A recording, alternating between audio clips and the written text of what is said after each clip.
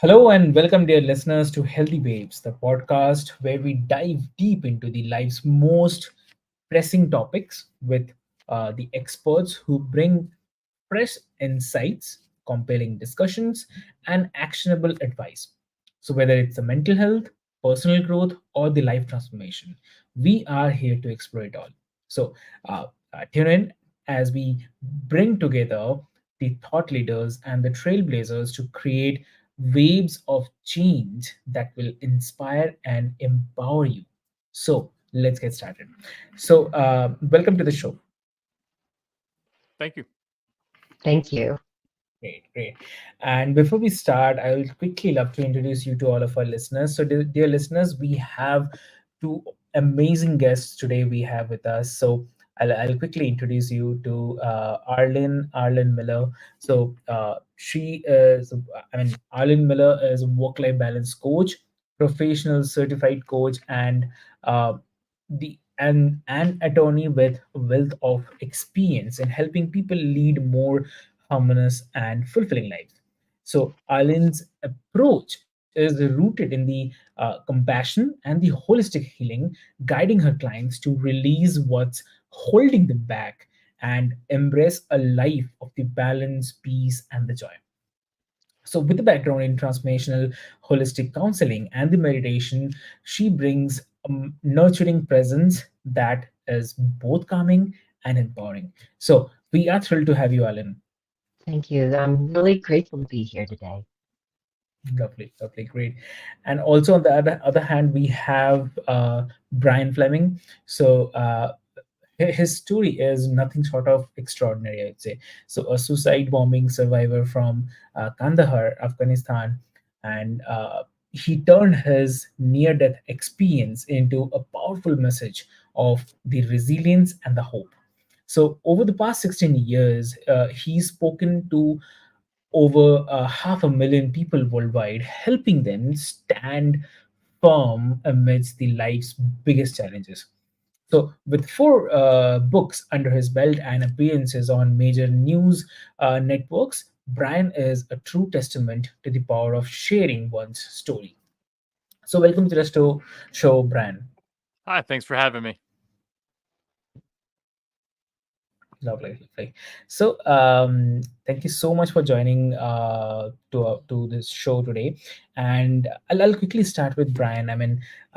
If you can share what initially motivated you to start telling your story after your experience in the Kandahar. So, what is the most difficult part about starting that process?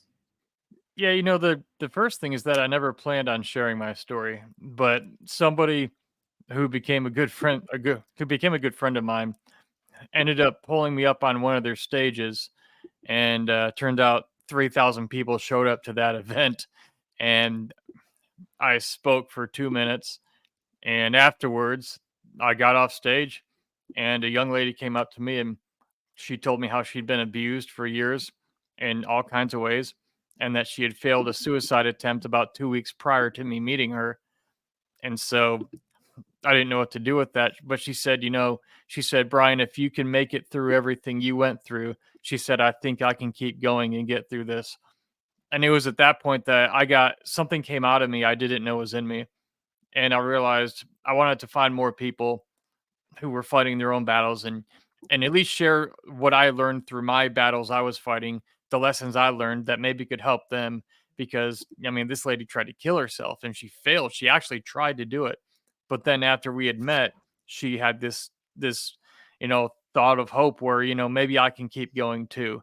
And so that really, it gave a lot of meaning to my suffering that I had been through, but also it was amazing to know that even though I didn't have any real advice for her, she found hope because she found out that I had survived something. And I think we all play off each other that way. When we hear about somebody else, we get hope from each other. Our energy, we give off energy to each other, and we give each other hope. And so that's what got me into sharing my story, because otherwise I never would have even thought to do it. Understood. And so I'll come to Arlene. So, from your perspective, as a holistic life coach, why do you believe believe that sharing one's personal story can be so healing. So, have you observed? What have you observed in your clients when they open up with their experiences? I just really, I just love your story, Brian. I actually found you on Podmas and I just was listening to your stuff. It's amazing. Um, Thank you. I guess from my experience growing up, I always felt like I was a square peg trying to fit into a round hole. And I had a lot of experiences in my life where, like, when I was younger, I mean, I was like a young attorney starting my law firm, and I had a small son. And I would have loved to have a work-life balance and harmony coach that was compassionate, that would listen to me, that would help me move through some of this stuff. And it's just such a privilege to be able to work with other people because there's so much need out there because it's a very stressful world and lots of people are parents and have a business and have that all other sorts of stresses on their shoulders, even if they're not a parent. And it's really a privilege. You know, I find it's really a privilege to work with people in that capacity. Okay. And okay, on the same side, so Brian, like, how did sharing your story impacted your own healing process? If you can share. Share my story. What it ended up revealing ultimately was my next mission in life. See, in the military, we were given missions, and so we always knew what to do. But once I was getting out of the military, I didn't have a Yeah. real solid plan. But because I was so impacted by meeting that young lady when I spoke for the first time, my next mission after getting out of the military became, learning how to speak and turn it into a business, be able to make a living doing it, and to go around and find people, go and speak and talk to people and share my story, not with the intent of projecting my story onto people. That doesn't do any good. But again, like I'd said before, my new mission became I want to go speak because I want to find more people like her who may be suffering with something. Because I found my next mission in life after the military by doing that because of the fact that it was so meaningful when I met her.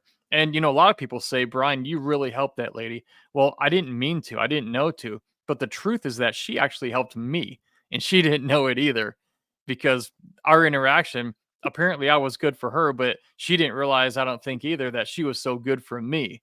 And so it was just one of those meetings and moments in life where you can't plan it, you didn't orchestrate it, but it was something where two paths collided and it was a beautiful collision. That's lovely. So, also, Alan, if you can explain how the act of storytelling can transform the trauma into the source of strength and the resilience. Um, I guess, we all go through stuff in our lives, where it was difficult and we need to move through. And I guess I just studied for a long time. I was searching really for a long time of, where do I fit in? I mean, I love to practice law, but I knew there was something more that I needed to do.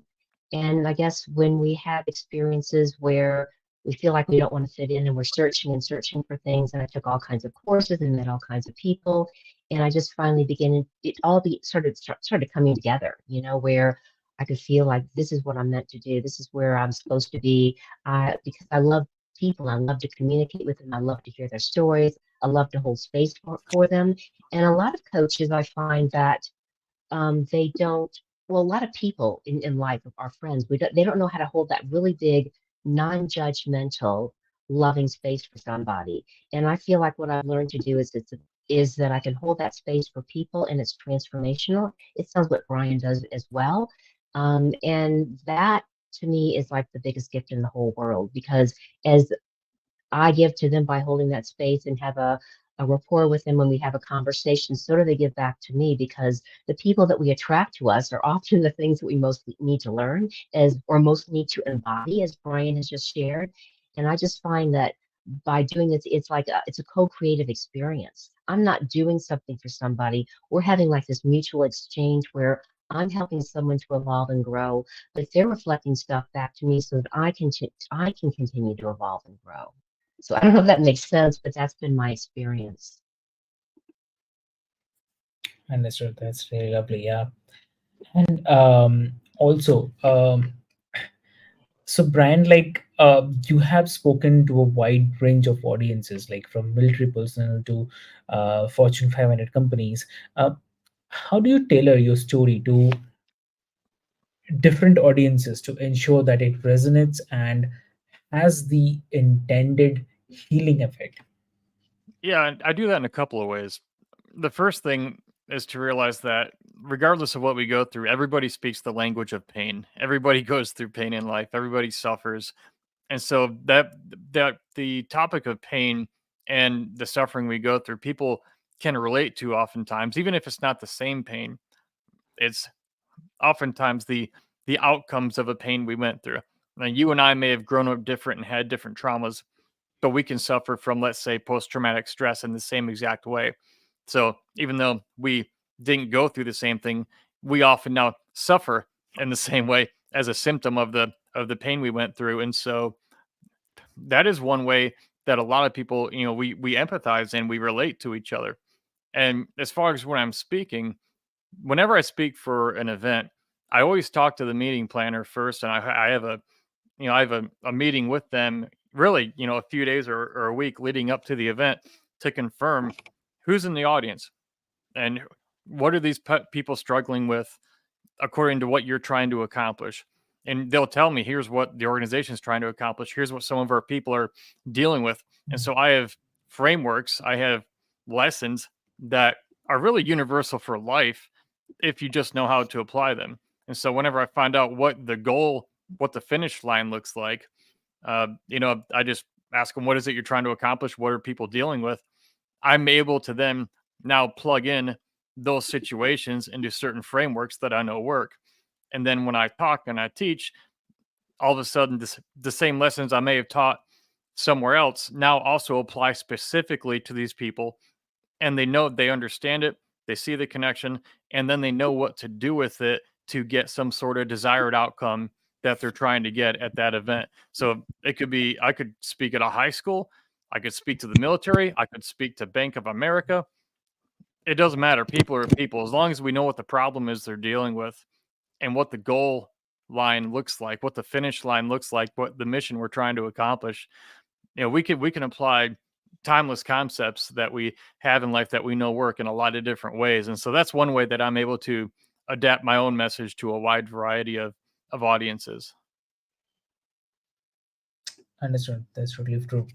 So, Alan, like in your experience, what are the key elements that make storytelling such effective tool for the healing? Well, I think when we relate to somebody, like a lot of the groups that I talk with are women or even attorneys, even though I'm not still a practicing attorney, we all have a commonality, especially if they know that you've been through a lot of the same things that they've been through. You've been a mom, you've been an attorney, you've worn all kinds of the same kind of hats that they have, and so you understand them. And lots of times it's like Brian is sharing a lot of the stories we tell. It doesn't have to be necessarily about women, but there's a commonality in humanity where we can understand certain trauma and different things that we've experienced. And a lot of the women that I meet and I work with, they might have trauma from different kind of things that are happening in their life, but there's a commonality of experience with everybody. And so I feel also, I would add to what Brian has said, that when we speak from the heart, from whatever experience we've had or what I've experienced by being a coach and talking about my clients, but so they're not disclosed who they are, there's that commonality of experience in humanity that we can touch people's hearts, if we're open and we're compassionate and we're actually listening and feeling into our audience. And so I guess that's how I work. It's very similar to Brian, but maybe that's just from a little bit of a different angle. If it was a jewel, I'd be a different, like a brother or sister on that jewel, if that makes any sense. That's lovely. Yeah. And also, I mean, for Brian, I would love to ask, like, looking back, how has your story evolved over the years? Like, uh, as you have continued to share it. It started out just people asking me to come talk and tell my story. And so I would do that. But I'll tell you the biggest thing that ended up really making a difference was and here I'll say it this way. the day I realized nobody cares about my story. Now, here's what I mean by that. It's not as harsh as it sounds. When I go to speak for a company, if a company is paying me money to fly across the country and come speak, they don't so much care about my story as they care about what my story can do for them. Because everyone has a story. And in the beginning, I would go tell my story because I was getting invited, I was getting paid. So I just go tell the story, tell the story. I didn't have any real structure because all I knew is they were asking me to come and they were paying me to come. And I was where I was at the point with my speaking ability. I was very new. I didn't know much about it, but I quickly began to learn. But I realized the way you make your story relevant is you attach it to a problem that you are credible to solve. You are able to solve a particular problem and you can relate to the people dealing with it. And so my my speeches and my story went from just being here's what happened to me in this really bad situation to hey, everybody gets blown up. And if you want to know how to stand firm when everything around you is blowing up in your own life, I can talk to you about that because I've been blown up in life, metaphorically and literally a couple times. And I know what it's like to suffer. I can empathize with that, but I'm also somebody who's gotten through that and they can see not only did he go through it, but now, he's moved beyond it. He's been married to the same woman happily for all these years. He's rebuilt his life. I have a lot of that credibility. And so I had to realize I had to take my story and supercharge it by attaching it to a problem that people knew they had that they didn't like having. And once I did that, then it seems like everyone wants to hear your story. But it's not about hearing my story. It's about because of the fact that I've attached my story to a problem that I can solve for them that they know they have and they don't want that problem anymore. So I sort of linked my story together with a problem and that gave it more demand because that's what people really care about is not my story but me helping them solve a problem that they have. That's really lovely. Yeah. And for Erlin, like, what advice would you give to someone who is afraid to share their story?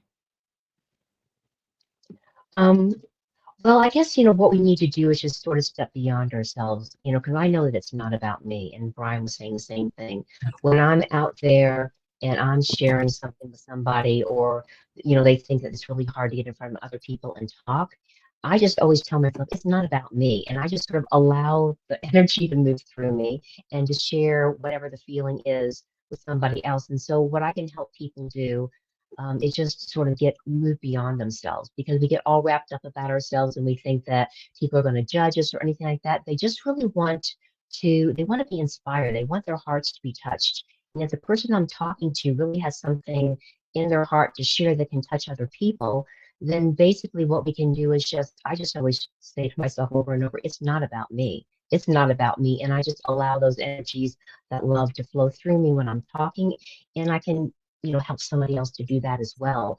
And so what we're doing is we're just getting out of our own way because it's about service, it's about giving back, and it's not about my little ego and whether someone says I did a good job or not. And so I guess that is what I would impart to anyone who wants to do what Brian and I are doing. Just not make it about ourselves personally. We have to prepare, but it's really not about us. Okay. Okay. And so, Brian, like, what has been one of the most memorable moments in your speaking career where you felt that your story truly made a difference in someone's life? I would have to say it's the story I already mentioned with the young lady the very first time I spoke when she had tried to kill herself 2 weeks prior and then met me and found out she wanted to try to keep living. So I think it's hard to beat that one. Okay. Okay. Understood. And so you have also built a successful speaking business around your story. So how important is it for the trauma survivors to see their story is not just a source of healing but also at the same time as a potential source of the empowerment and even a career? What do you think? Well, yeah. Uh, I'm sorry. Go ahead, Arlene. No, go ahead. You go for it. No, I couldn't hear. There was a glitch. I didn't know he was asking. Please go ahead. Oh, okay. So I was saying, like, from your successful speaking business, uh, for you, how uh, it is important for the trauma survivors to see that their story is not just a kind of source of healing, but also a potential source for empowerment and obviously a career. Yeah, I guess what I would share with the audience is that most of the learning on this planet is negative learning. I don't want that. I don't want that. And from that learning, we are being challenged to evolve and grow, not to make it a story that's going to drag us down in our lives, but something that we can use to step forward with, stand on. Um, because obviously there was some reason that it happened to us so that we could be a better person. And so I guess I would use that as a stepping stone with people that, you've had this experience. It hasn't been pleasant.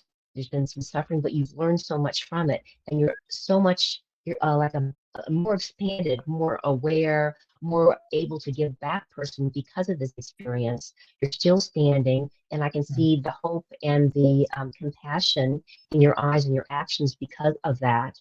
And I guess that's some of the stuff that I would share with them to help empower them to step forward for themselves. Okay. And what do you think, Brian, on the same? For me, I think it's fortunate that story has a structure. And Mhm. for some odd reason, the way we are wired to think is very much a story structure because every story, every great story has ups and downs, but it's never entirely hopeless. There are people who come into your life, there are mentors, key people. Every great movie has the main character, but then there's usually a mentor type person who comes along right in, a lot of times right in the middle of all the agony and the pain, somebody to guide them. And then there's the ultimate failure, there's the ultimate bad thing you don't want to happen, but usually there's also something you want ideally for your situation to end up as. You want the ideal outcome, you want the better outcome. And so I think one of the important things to remember is that with life as a story, not only does it have structure, especially if you understand story structure, but that your story, my story, everyone has a story, and our stories literally have the power to transform the world because they have the power to transform each other, because that's how we relate to one another. We hear someone's story who we don't even relate to, but we can empathize with it. I mean, the young lady I spoke to that day I first spoke, I didn't have any advice for her. We just sort of rubbed off energy on each other. She knew she wasn't alone in the world when it came to suffering and feeling alone. And, for somebody, you might not have any advice, but just knowing you're not alone in your suffering, sometimes that's a big enough step or a big enough realization to keep going for maybe another day or two, when right before that moment, maybe you felt like you just couldn't go any further. Okay, understood. Great. And also, for Erlin, like for someone who is listening, I mean, who feels stuck in their trauma, what are the three steps or the practical steps that they can take to start using their story as a tool for healing and the transformation?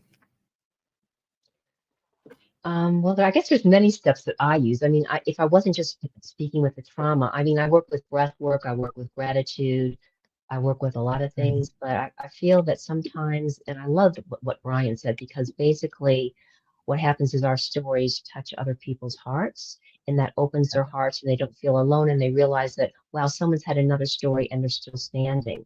And as a grandmother, I do my best to model that for young women professionals because they're right in the midst of where I was when I was lost and I didn't know how to manage my life. And so I guess what I would say is there's a lot of tools out there that are available to us easily. Breath work where we're just like simple things like breathing in through the nose and out through the nose with the out breath longer than the in breath. It just physiologically calms down our bodies and fields. It also helps like to work with gratitude because when we're truly grateful for something, it sort of raises our vibration and we're more able to handle things in our life. And so if we can even find little things every day to be grateful for, even getting out of bed and taking a hot shower, I mean, there's all kinds of little steps on the ground that we can do to take care of ourselves, to lift ourselves out of the trauma. We're not disregarding it. We're not saying it didn't happen, but we're saying that I can still step forward and give something back, even though I've experienced this difficult time in my life. So there are tools like that that I like to impart, simple, basic, grounded tools to help people. Understood. And also, for the Brian, like, if you could give one piece of advice to someone who is hesitant to share their story because of the fear or the shame, what would it be? Oh, well, first thing I would say is it's a totally valid fear, and you can, there's so many ways to be misinterpreted. So it's a extremely valid fear. It's okay to feel that way, but just know that you might be afraid of what people might think if they hear your story. Maybe they could criticize it.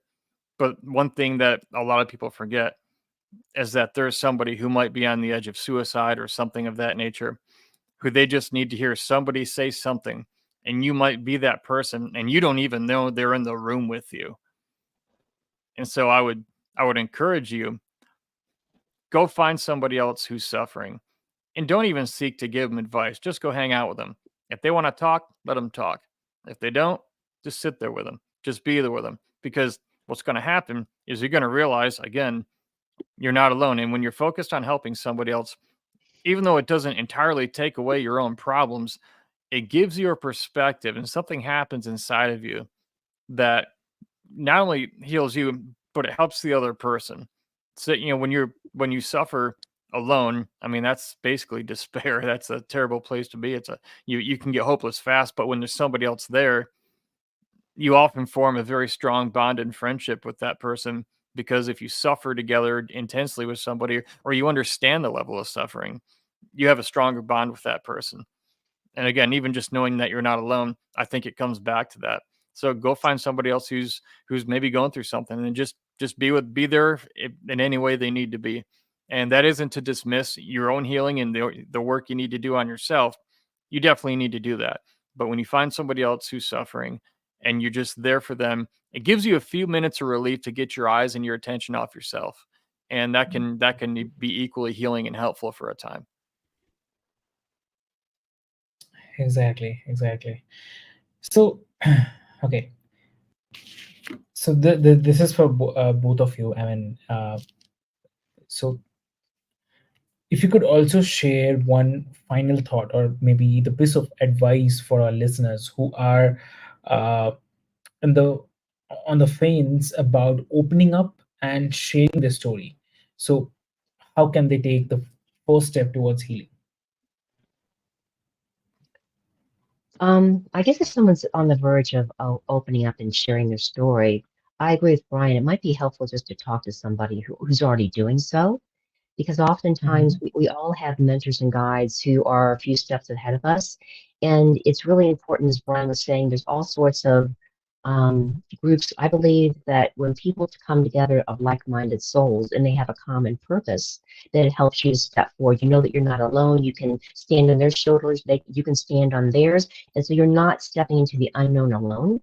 And so maybe I would suggest to join a group of people who want to get out there and speak and share their story, so that you can listen to their story, they can listen to yours, you can realize you're not alone. And because you're like-minded souls coming together with a common purpose, and I'm sure there's groups like that online or in person, that you can step together and you can also champion and support each other in the process. And that might be one of the easiest ways to do it. And there's so many groups out there for all kinds of things you want to do. And I've been a part of a couple of them, and it really is empowering. It really is empowering because they'll give you advice, you'll give them advice, and you form like this cohesive team of loving, supportive future speakers that are going to be stepping out together and giving something back to the world. Understood. Understood. Great. And so, Brian, if you want to share. Yeah, I think Arlene nailed it. I think that's exactly my experience.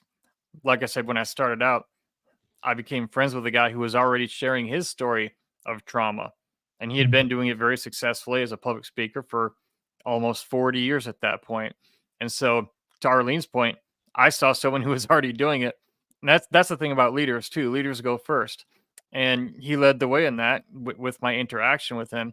And I saw him do it. And when I saw him do it, I felt like it sort of gave me permission to do it also. Again, it goes back to that alone thing, or the not being alone. And when you see someone else doing it, it empowers you, to do it yourself. I don't know if it was Winston Churchill or who said it, but or C.S. Lewis. Somebody said, uh, when a strong person takes a stand, the spines of others are stiffened. And when someone gets up and goes first, or you see them doing it, it empowers you, it emboldens you, and it's an incredible thing to watch happen in somebody when you see it first come alive, and it comes out of them, and you see the transformation taking place. Understood. Understood. Great. So, thank you so much for joining us today on this enlightening episode of Healthy Waves. And dear listeners, we hope that you found our discussion with Brian and Arlene as inspiring and empowering as we did. So, always remember that your story has the power to heal not only yourself but also those around you. So, uh, if you're ready to start sharing your story and transforming your life, take that first step today. And do not forget to subscribe, leave us a review, and share this episode with anyone who might benefit from these powerful insights. And until next time, stay strong, stay inspired, and keep riding the healthy waves of life. So, thank you so much. Thank you.